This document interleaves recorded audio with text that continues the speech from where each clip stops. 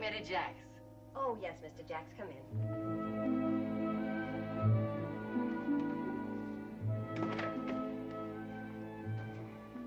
Your hat, sir. Huh?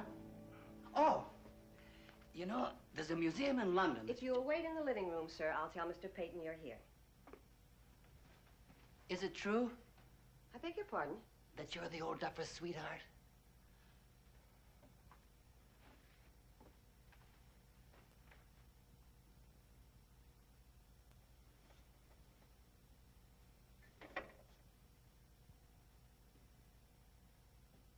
Hi. If you drop off, damage that in the slightest, I'd have to hock my yacht to pay for it. I know it, but I didn't. So I can keep my yacht and we can be friends, right? Give me that. I'm Rita's father. You remember your grandson Norman's wife. The thin girl with the freckles and the big smile.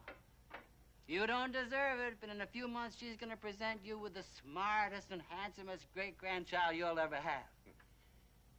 It sure is a pleasure to meet you face to face after all these years. To be honest with you, I thought you died a long time ago.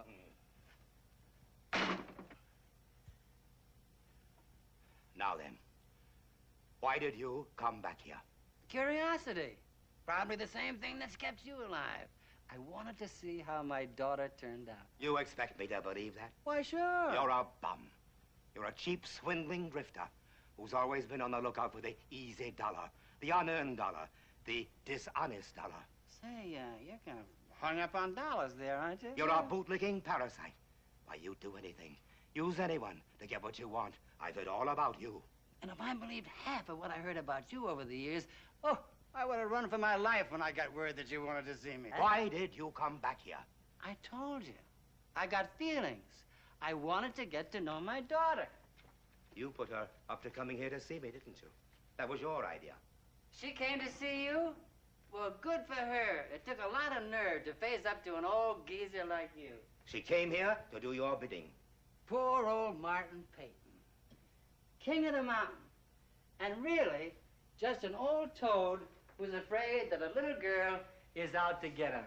On your way out, you might as well pick up that bottle of brandy you so stupidly thought would gain my favor. I gain your favor, Mr. Peyton. That's a kick. Listen, you sent your man down to the tavern to look me over and find out what I was up to. Well, it took me about 2 seconds to figure that one out. So I thought I'd just let you know that I got the message. You crawled back here because you smelled money. My money. Money you quite typically think you can lay your hands on because your daughter just happened to marry my grandson. Well, you're wasting your time. You won't get your hands on 1 cent. Yep. You've got it all. And you got a lot of people just waiting around for you to pop off. There's only one thing that you haven't got. And that's somebody who cares about you. When was the last time that you tried to give something to Norman? I refuse to discuss my grandson with you. Yeah, you refuse to discuss it because you know what I'm talking about. Get out. Okay. Oh, say, that's a pretty picture. That's real lifelike. What's it there for? To hide a safe? Well, this must be Mrs. Van Leyden. That's what they call me. Congratulations. Thank you. Or, are you supposed to congratulate the lady? I think maybe you're just supposed to congratulate the man. Congratulations. Get out. I must say, you're a very attractive woman. I would have expected Martin Peyton to marry someone, you know. No. I mean, type. That will be all, Jax. I'll be with you in a second. Well, you know what I mean. Someone with a little more, well, it's kind of tough to put into words. Well, it isn't necessary. Will you excuse me, please? Oh, I've offended you, and I'm sorry. Say, listen, I run the bar down at Ada's Tavern. You must know the tavern. Well, you can't miss it. It's right smack in the middle of the wharf. I used to own it, you know? Well, that's the way things go. Now, you two come on down sometime, you understand? We got terrific draft beer. I'll see you.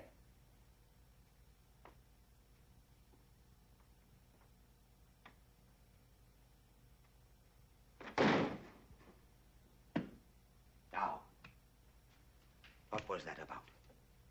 I don't know. I was just going to ask you. Seemed to me that he was toying with you.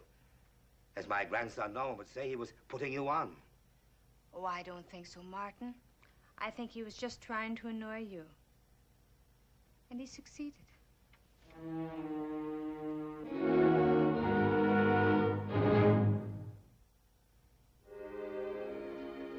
Okay, Sergeant. Thank you. Anytime. Elliot. Hi, Steve. Go back to your office? Yeah? Go with you. Okay. Look, I want to see a copy of the interview my grandfather gave you yesterday. Oh, you mean about the wedding? Yes. Oh, boy, some interview. I haven't got the thing typed up yet, though, you Well, know. that's all right. I just want to see what he had to say. Well, frankly, I'm not sure what he said myself. You know, he's used every word in the book on me at one time or another. Maybe I can give you a translation. Well, the truth is, I just talked briefly to Mrs. Van Lyden. I hardly talked to your grandfather at all, you know. Fair enough. Whatever you've got. Well, why is it so important that you see this thing now? I want to know what he said. Well, I'm going to run it in the Saturday edition. I'd like to see it today. I'd like to see it today, yeah. I notice on the court docket you've got a hearing coming up. That wouldn't by any chance have anything to do with your grandfather, would it? I'll give you a story later. It does have something to do with your grandfather, then, doesn't it? I'll tell you what I'll do, Stephen. I'll make a deal with you. You tell me that hearing has nothing to do with your grandfather, and I'll type you up a nice, clean copy of those notes you want to see today.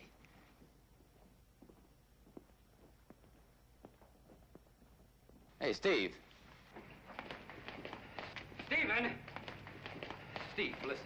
Now, look, Elliot, I'm in a hurry. Look, I don't know anything at all about what goes on between you and your grandfather.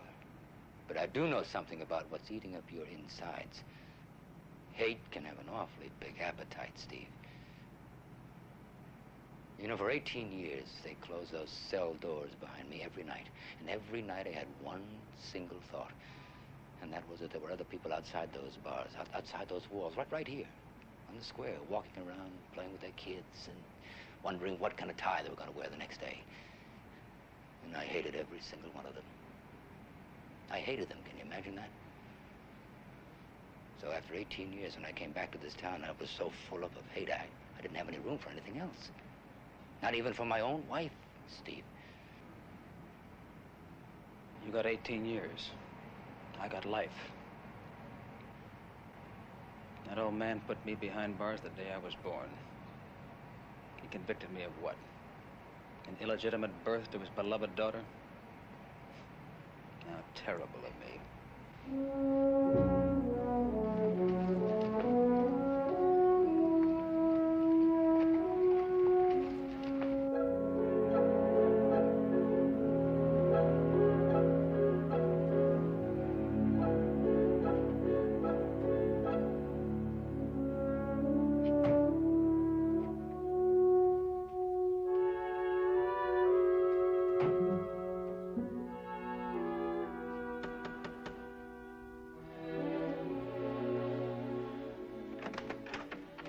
Mrs. Cord, it's good to see you back. I'm not back, Mary, just visiting.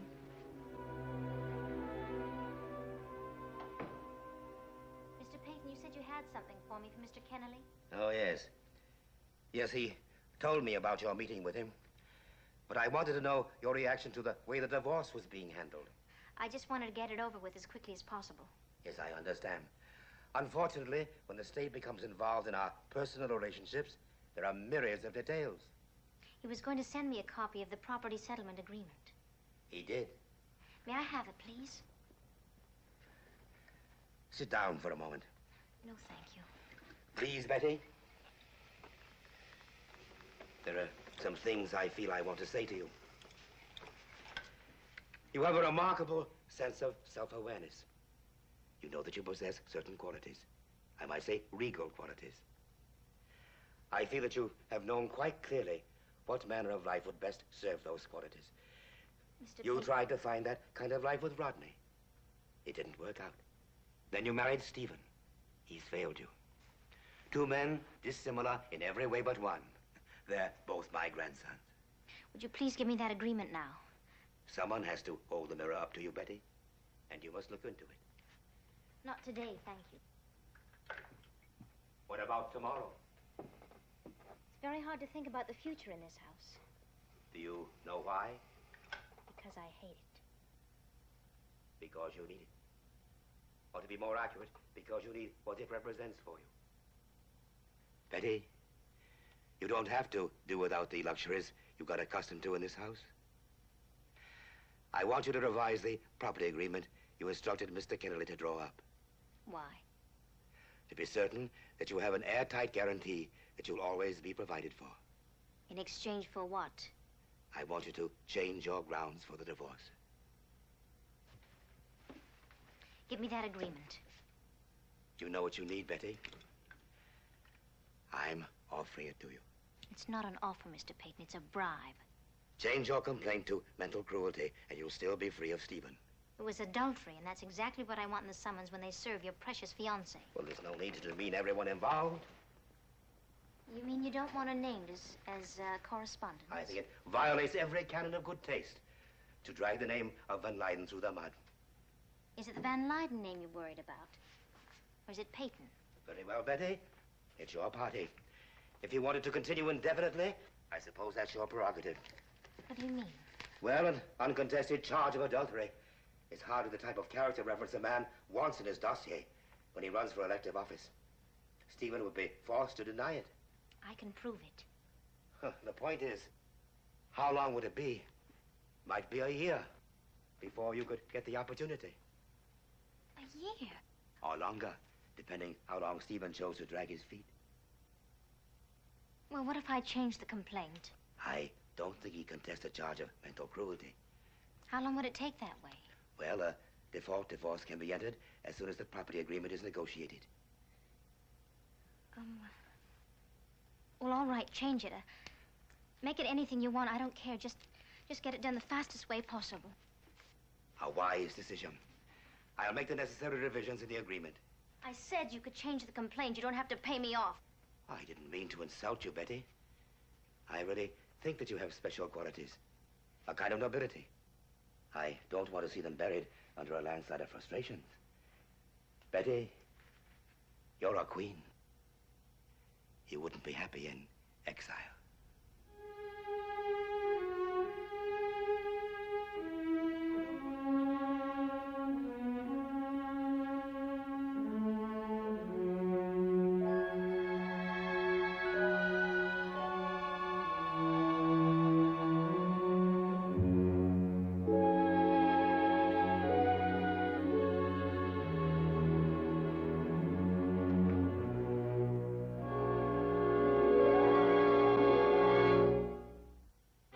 Preview from the continuing story of Peyton Place. I may not have played fair with Phillip, but I wouldn't have known how. You and I, Martin. We won't have any problem. We're two of a kind. What about the fact that you wanted her, pursued her? Is the judge going to hand down a decision about that, too? I've had you up to here, Mr. Rebel, Mr. Holy Joe, hero. Shut up!